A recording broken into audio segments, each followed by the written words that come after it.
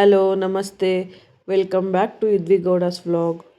ನೀವೇನಾದರೂ ಬೇಗ ಮೊಟ್ಟೆ ಸಾಂಬಾರು ಮಾಡಬೇಕು ಅಂತ ಅಂದ್ಕೊಂಡಿದ್ರೆ ಈ ರೆಸಿಪಿ ಟ್ರೈ ಮಾಡಿ. ತುಂಬಾ ಬೇಗ ಆಗುತ್ತೆ, ಕ್ವಿಕ್ಕಾಗಿ ಆಗುತ್ತೆ ಅಂತಲೇ ಹೇಳ್ಬೋದು. ರೆಸಿಪಿ ಯಾವ ಥರ ಮಾಡೋದು ಬನ್ನಿ ನೋಡ್ಕೊಂಡು ಬರೋಣ. ಮೊದಲು ಒಂದು ಕಡೆ ನಾನು ಮೊಟ್ಟೆ ಬೇಯೋದಕ್ಕೆ ಇಟ್ಕೊಂಡಿದ್ದೆ, ಅದನ್ನು ವಿಡಿಯೋದಲ್ಲಿ ತೋರಿಸಿಲ್ಲ.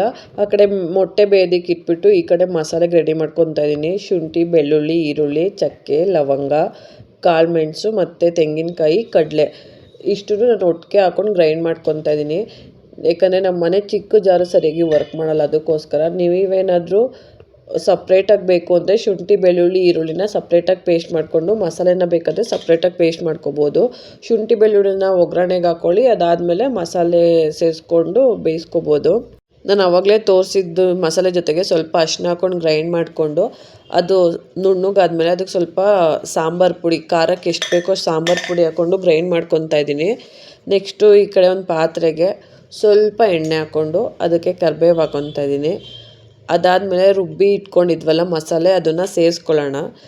ನೀವೇನಾದರೂ ಸಪ್ರೇಟಾಗಿ ಶುಂಠಿ, ಬೆಳ್ಳುಳ್ಳಿ, ಈರುಳ್ಳಿ ಪೇಸ್ಟ್ ಮಾಡ್ಕೊಂಡಿದ್ರೆ ಎಣ್ಣೆಗೆ ಫಸ್ಟು ಆ ಪೇಸ್ಟ್ನ ಹಾಕ್ಕೊಂಡು ಅದನ್ನ ಸ್ವಲ್ಪ ಹಸಿ ವಾಸನೆ ಹೋಗೋ ತನಕ ಫ್ರೈ ಮಾಡಿಕೊಂಡು ಅದಾದಮೇಲೆ ಅದಕ್ಕೆ ಮಸಾಲೆನ ಸೇರಿಸ್ಕೊಳ್ಳಿ. ಮಸಾಲೆನ ಸ್ವಲ್ಪ ಫ್ರೈ ಮಾಡ್ಕೊಂಡಾದ್ಮೇಲೆ ಅದಕ್ಕೆ ಕನ್ಸಿಸ್ಟೆನ್ಸಿಗೆ ಎಷ್ಟು ಬೇಕೋ ಅಷ್ಟು ನೀರನ್ನ ಸೇರಿಸ್ಕೊಂಡು ಚೆನ್ನಾಗಿ ಕುದಿ ಬರೆಸ್ಕೋಬೇಕು.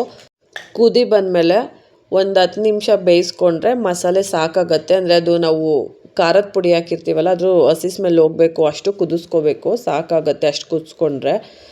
ನೆಕ್ಸ್ಟು ಕುದಿ ಬಂದಾದಮೇಲೆ ರುಚಿಗೆ ಎಷ್ಟು ಬೇಕೋ ಅಷ್ಟು ಉಪ್ಪು ಸೇರಿಸ್ಕೊಳ್ಳೋಣ. ಮಸಾಲೆ ಕುದ್ಮೇಲೆ ನಿಮಗೆ ಬೇಯಿಸಿದ ಮೊಟ್ಟೆ ಹಾಕೋಕ್ಕೆ ಇಷ್ಟ ಇಲ್ಲ ಅಂದರೆ ಇದೇ ಮಸಾಲೆಗೆ ಹಸಿ ಮೊಟ್ಟೆನ ಒಡೆದ್ಬಿಟ್ಟು ಬೇಕಾದರೆ ಬಿಟ್ಕೊಬೋದು, ಅದೂ ಚೆನ್ನಾಗಿರುತ್ತೆ. ನಾನಿಲ್ಲಿ ಮೊಟ್ಟೆ ಬೇಯಿಸ್ಕೊಂಡಿರೋದನ್ನ ಸಿಪ್ಪೆ ಬಿಡಿಸ್ಕೊಂಡು ಅದನ್ನು ಸ್ವಲ್ಪ ಕಟ್ ಮಾಡಿಬಿಟ್ಟು ಅದಕ್ಕೆ ಸೇರಿಸ್ಕೊತಾ ಇದ್ದೀನಿ. ಅಥವಾ ಫೋರ್ಕಲ್ಲಿ ಚುಚ್ಚಿಬಿಟ್ಟು ಸುತ್ತ ನೀವು ಬೇಕಿದ್ರೆ ಸೇರಿಸ್ಕೋಬೋದು, ಒಳಗಡೆ ಮಸಾಲೆ ಹಿಡೀಲಿ ಅಂತ. ಇಲ್ಲಿ ನಾನು ಒಂದು 4 ಮೊಟ್ಟೆ ಸೇರಿಸ್ಕೊತಾ ಇದ್ದೀನಿ.